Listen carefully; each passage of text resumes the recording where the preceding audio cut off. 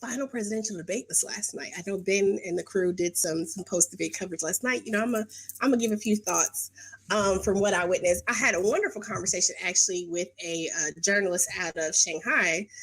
Pretty cool. To talk to someone over in China about our elections and just to have a conversation about the differences in the way things are done, but also some similarities. Because one of the things she was sharing with me was the fact that they're trying to develop their newspaper, their media outlet, and it is difficult because of issues with censorship and government interference and their ability to get out a message and share certain news, and especially since they deal a lot with like politics and current events and stuff.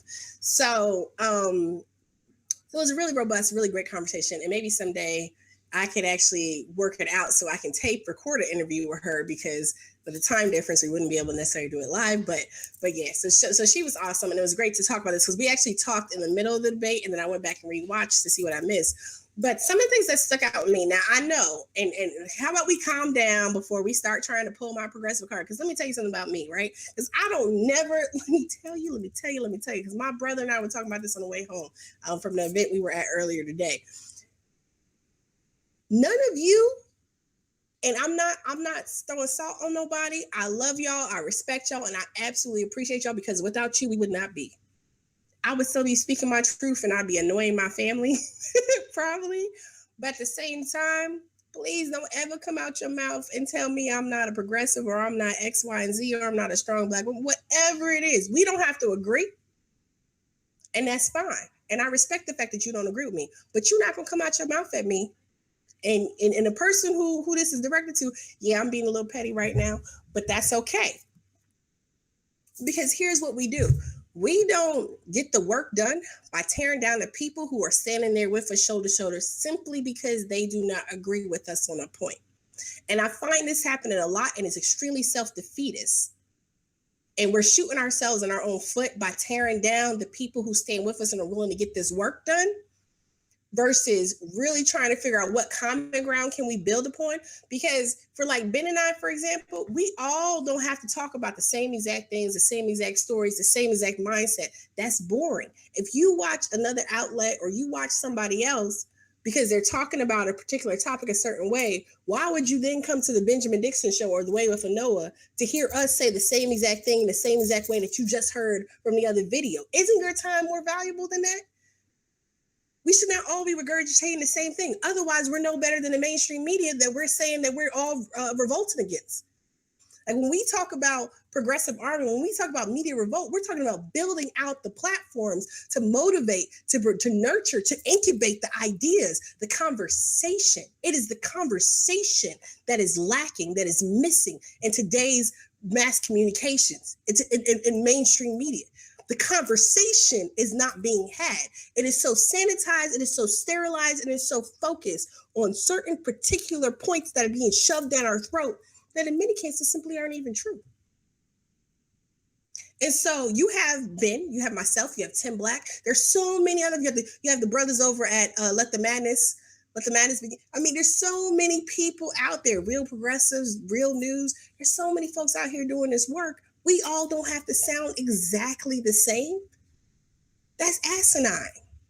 All we doing then is repeating the fallacy, the problems of the mainstream media. We're doing something different. And we're stimulating conversation. I learn as much from you all who follow us, who engage with us and build with us, as you all might learn from me. Maybe I learn more from you than you learn from me. I don't know. But so this is all this conversation because this is good though, right? It don't have to be a breakdown. It don't have to be, man, bumped in, I ain't messing with them more. This is how we build. Conflict is not necessarily a bad thing. The galaxy, the earth was created out of chaos. You know what I'm saying? You can't have greatness without some friction to begin with. So that's my little spiel about that as we get into this presidential debate. So the presidential debate was a hot damn mess. They've been all been a mess, right? Bernie's not in it anymore, so we have nothing real concrete and substantive that's really going on. Last night was interesting for several different reasons. But some of the things that I think, and I'm saying all this because, you know, I get most of us are not happy. We're not satisfied with the presence of Secretary Clinton on the stage at this game, right? But at the same time, there were points that were made that need to be reiterated that she made, which were valid, or there were points that Donald Trump made that need to absolutely be rebuked because they're absolutely dangerous to our ability to exist. First off, I'm gonna start, and I know I got a caller coming, so caller, I'm gonna take you in just 1 second. Oh, caller drop. But the first thing with Donald Trump last night, I'm gonna talk about his abortion comments, right? I understand, we are upset, or Hillary is a warmonger, all this stuff. But here's the fact of the matter thing. And no, I'm not making a case for her. I'm going point by point, because here's the thing: no matter who is in office, if we don't get the right people in them seats in Congress, if we don't get the right people in our state and local houses, we're not going to change a lot of shit. Excuse my language.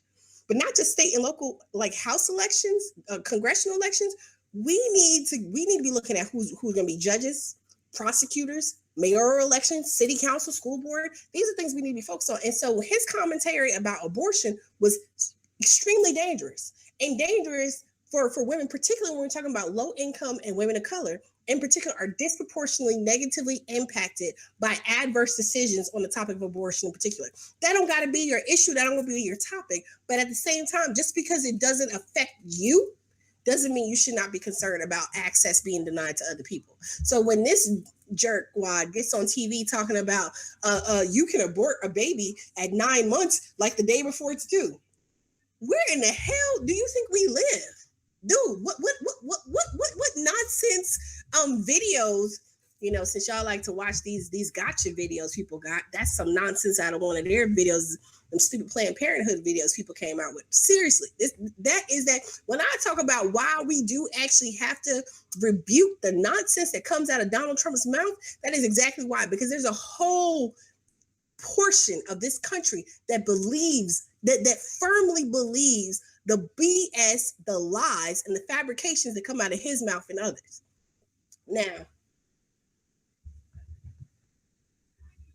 so just hang in there if you guys trying to call in. We're trying to work it out or whatever on the back end over here with the Skype. But it's a problem, and that was something that struck me. I'm like, I understand about being pro-life. Part of me being pro-choice is I respect people's choice to exist how they exist, right? But at the same time, you just to blatantly just out lie on that level. And yes, Hillary Clinton lies too. I'm about to get there. Just calm down. I'm getting there. I'm an equal opportunist caller outer. Okay. So that was something that struck me, real rough. The other thing with Donald Trump, which, nah.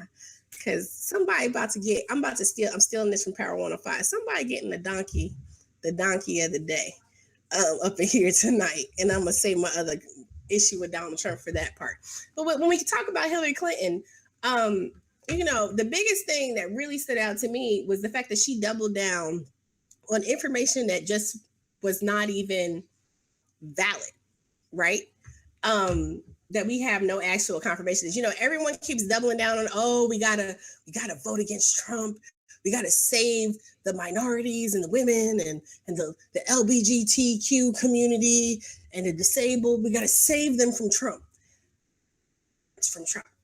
I understand what Trump is saying, but are you looking at what people are actually doing here in this country now? I know people talk about the Trump effect and how things have happened.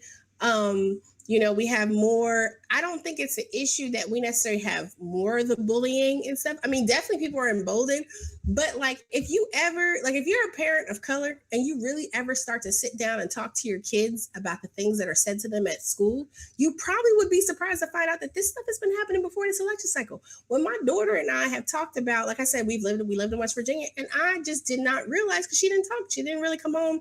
She's like, I can't complain every single day that somebody says or does something, but the things that she experienced between 4th and 6th grade, that's not because of Donald Trump. That's not because of Donald Trump. That's because that there is a remnant. There's something embedded deep within American society that has not been addressed, that we do not actively deal with and counteract. And we don't. My daughter said to me, because we were talking about something that happened in school now, and she said to me, well, you've never taught me how to deal with microaggressions. You can call it out, but how do I actually go about doing that? And do I always have to be the one? Like, that is something we have to talk about too, because we could talk about all these huge macro level issues. Like, okay, we got to defeat Trump. Moral imperative to beat Trump. Trump is so evil. Trump is this. Like, that's not going to get rid of racism. Racism is as American as apple pie. American as Betsy Ross stitching the damn American flag. I mean, do we really know? Did Betsy Ross really stitch the American flag, or did one of the slaves on the plantation where Betsy Ross was at stitch the American flag? I don't know. I just know what history tells me. And I don't know that Betsy Ross was actually sitting on a plantation. I'm just being, provocative at the moment. But, the big thing about this is, we keep talking about we have to defeat Trump no matter what. There's a really great piece in The Socialist Worker that talked about how let's for a second put aside the crap show that is Donald Trump, and let's talk about what's really wrong with Hillary Clinton. Because it's not because she's a woman that we're picking on her. We have evolved with mass communication, with social media, with information technology the way we have. Whoever would be running right now would be heavily scrutinized. That's why Bernie Sanders was probably for the first time in his career getting attacked with, an essay he wrote in the 70s that he said was satire.